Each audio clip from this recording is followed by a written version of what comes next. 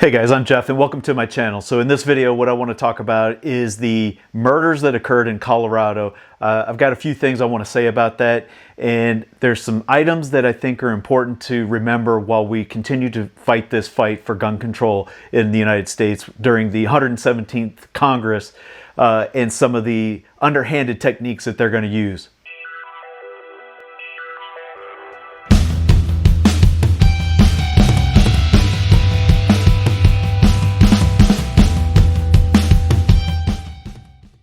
I just want to start this off by saying that if there was just one person that had been in that shopping center that had had one of these and been able to bring it to bear into that fight, that there would have been 10 bodies, there would have been a couple of people who may have been murdered or injured, but the fight would have been over a lot sooner than it was. It wasn't until the police arrived and the police engaged with the suspect. First officer was tragically murdered, but then they were able to confront the individual. They were able to wound him and then take him into custody. Had a citizen, had a private individual, a person who's taken on the responsibility of gun ownership and the responsibility to lawfully carry that firearm in the protection and preservation of himself, much like a police officer does. They are no different than a police officer when it comes to their ability to squeeze the trigger, find a target, be liable or be responsible for the bullet once it leaves the barrel. Police officers have no more training, no more understanding. The average beat cop has no more training or understanding than you or I as an average citizen. I have a long history of public service in this country, as first responder, as in other areas of public sector, and I just would like to say that the training that police get does not make them superhuman, does not make them super marksmen, doesn't make them give them any increased abilities when it comes to their ability to engage with an active shooter or somebody who's committing murder and these types of things. They have training just like you and I can get, and I think the focus on putting all of these protections in the hands of the police is misguided. So, that out of the way, what I want to talk about today is the events that are occurring in Colorado, right? So not all Democrats are anti-gun, but all anti-gun policies originate out of Democratic House of Representatives. So all of the anti-gun legislation that we've heard about recently have been result of Joe Biden, his gun policy initiatives as a candidate, and now that he has the House and the Senate, he's actually encouraging that legislation to be drafted and pushed through the House and the Senate. So this week I did a video a couple of days ago on the two bills that are in the Senate Judiciary Committee. That's the HB 8 and HB 1446, as well as the Senate resolution, the Senate bill that Dianne Feinstein's crafted, 736. They're hearing those right now. They're hearing them while I'm making this video. So, you know, since the events that occurred in Colorado, you've got Joe Biden coming out calling for passage of this legislation. You've seen people like Ted Cruz, the Republican from Texas, trying to cower to some of this hostility that's being brought up in his own area. And he is my representative, he is my senator, he is one of my senators. And he's been a pro-Second Amendment advocate, but even he can bend and cower. So don't be surprised if we see some legislation pass out of this Congress. I really do believe HB 8 and 1446 have a really good chance, and if they pass, it'll be based off of politics alone. But it doesn't mean that we can't light their phones up and smoke their inboxes on their email accounts, letting them know that we don't support this kind of legislation, that we don't support reactionary policies, and we don't support policies and legislation that would disarm an otherwise legal possession of a firearm, right? Adding these bureaucratic processes and these loopholes or these hoops that you have to jump through in order to gain and acquire access to a defensive tool is ridiculous. There's no other way to say it. So anyway, let them know, guys. Beat them up. Let them know that you're not happy, that you don't want this. And if they pass it, which I think they will anyway, it'll be passed based on political ideology and not because they think they're doing the will of the people. So This is an example of, the speeches that the politicians are making. And we're seeing a lot of politicians making speeches right now, right? I mean, you've got the Atlanta shooting, and now you've got this event in Colorado. There was a term coined or became famous under the Clinton administration: never let a crisis go to waste. Well, this is a crisis, and this is a crisis created by Democrats because they're fighting a fight they had no public discourse, right? There was no reason to bring up these types of legislation. And now these legislation efforts are taking place, and people like myself making videos about it. You've got these whacknuts out there that are watching all of this debate thinking, hey, here's an opportunity for me to become infamous. Here's a way for me to have a Wikipedia page created, and all I've got to do is create this heinous act and commit suicide throughout the act, or suicide by cop, and let it end with my death, and I'll be forever more than I am now in my lowly, pathetic existence. So politicians and the media are opportunists. They're opportunists, right? So when they have an opportunity to sell services or goods, in the sense that if a politician can sell a service by expanding the ATF, expanding the bureaucracy that goes around the control of a particular item, if they can use money and send it to pro-Democrat municipalities, where the police chiefs can then use that money to push red flag laws, or they can use that money to buy enhanced investigative equipment so they can infringe on your rights just a little bit more. They're going to use a tragedy like this to sell those services to the public. And the public has to be savvy enough to understand that what these politicians do is disgusting. And it's no different than what the media is doing. They sell, every time you watch one of these news broadcasts, every 5 to 10 minutes, there's a break. And in that break, they're selling you goods and services. They're selling airtime. So if they have you there watching this tragedy unfold because it's news and it's newsworthy, they're selling diapers, and they're selling Coca-Cola, and they're selling, real estate, or whatever it is they're selling in between those tragic segments. So they're just as much an opportunist as these politicians are. And I would encourage you to call these companies out as well. This is disgusting behavior that they're doing. And they're conflating facts. They're exaggerating the reality on the ground. They're not telling you a factual-based story. They're giving you their opinions. They're trying to create stories where none exist, and it's disgusting. So they're using this event to try to pass their agenda, right? So like I said earlier, you've got HR 8, HR 1446, and Senate 736 going through the Judiciary Committee. If these pass the Judiciary Committee, I think the next step is they go to the House floor for a vote, except for the Senate bill has to go back. I'm sorry, let me rephrase that. If they pass in the Senate Judiciary, they go to the Senate for a vote for the two bills that have already been in the House, and then the Senate bill would have to go to the House for passage and amendment in the House before it could go for a vote there, and then go back to the Senate and on to the President, right? So there's a process to all of this. But the two bills that came from the House have already passed the House. So if the Senate passes them as they are without any amendments, then they go to the President for signing. They need to know this isn't cool. They need to know that this isn't okay. I've done another video, I'll link the card. Things you can do before do not comply or shall not comply.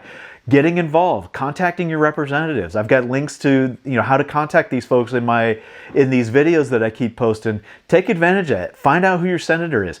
Find out who your congressman is in the House of Representatives. But also be involved in your local politics as well. Your state senator and your state House of Representatives folks have a lot of power in passing state legislation, and if you have the ability, run for these offices or support candidates that you think would make good people in these positions of power, because it is all about power at the end of the day. It's power over you and it's power over me. So politicians, and I just want to read this. I wrote this down, and I tried to craft it in a way, but I think it's too much to ad lib, so I just want to read this real quick. So politicians and the media have one thing in common. They are weak, physically and emotionally. And in the era where we have 24-hour news cycles, the media sees the underbelly of humanity, and they can't stomach it.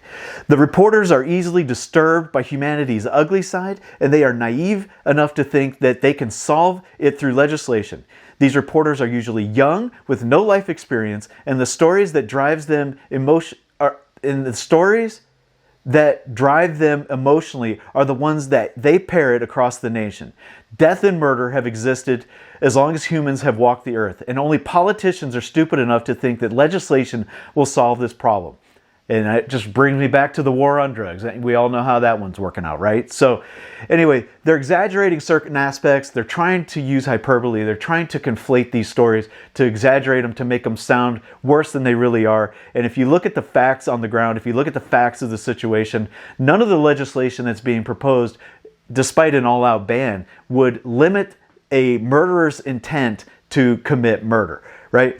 So that being said, some of the issues that they're conflating, they're talking about how this judge removed this ban on magazines just a few days before this guy bought his gun. He bought his gun legally.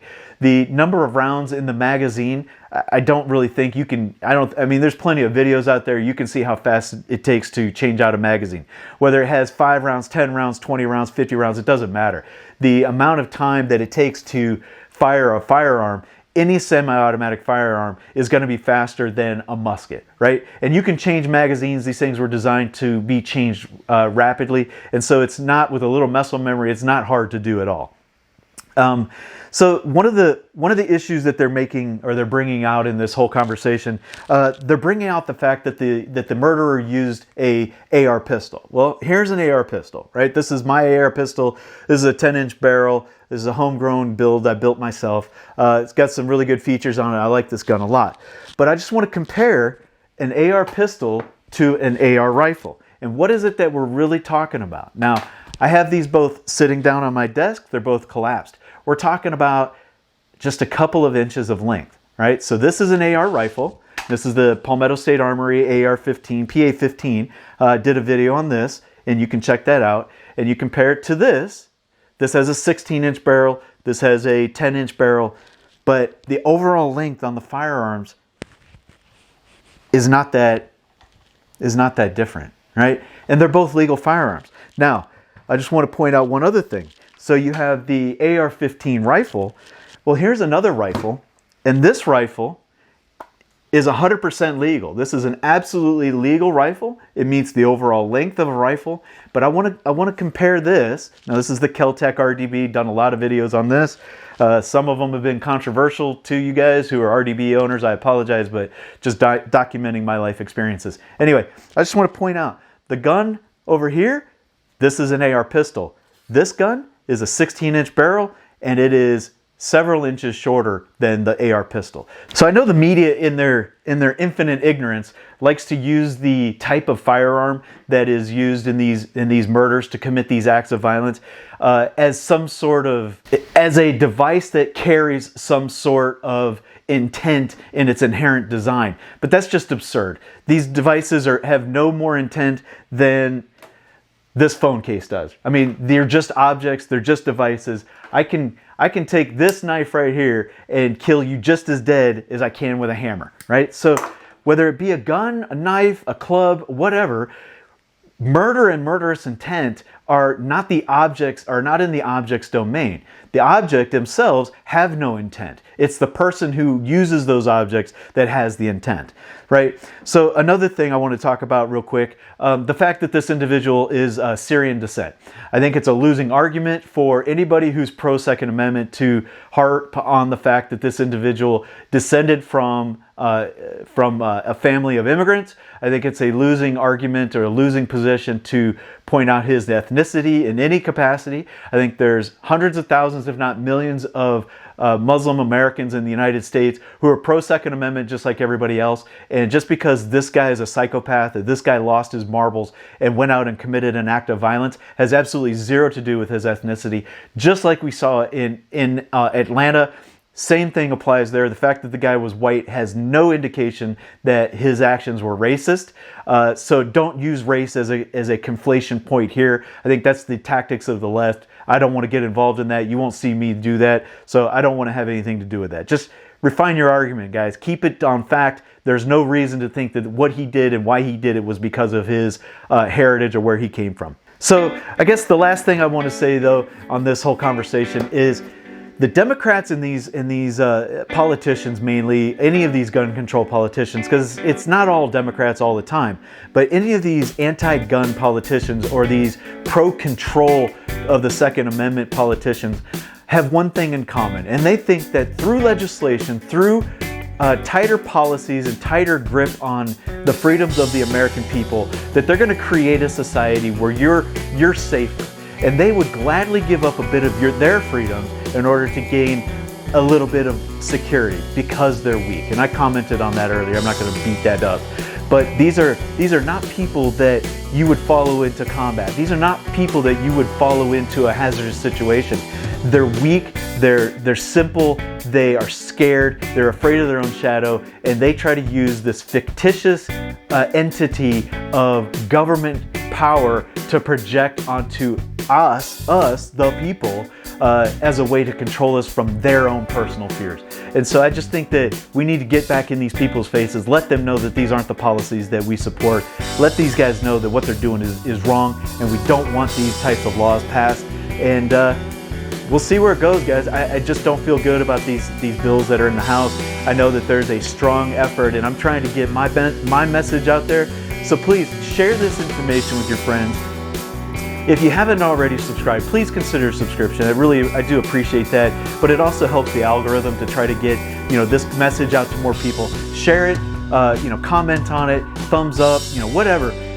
We got to get more messages like this out into the mainstream, and we know that social media isn't an ally to the Second Amendment. So anything you can do to help get this message out more and more and more, so that it's in front of more people who may be on the fence, who may not feel like they're sure whether they want to support more gun control or not.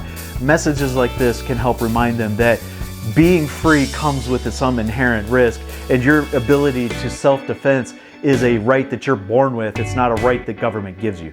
Don't let them infringe on it. That said, guys, that's all I've got for this video. Please like, subscribe, share with your friends. Follow me on MeWe, Bitchute, Instagram. You can follow me on Rumble and Parler. I am on Parler as well. So with that, guys, until next time, stay safe, and I'll see you later.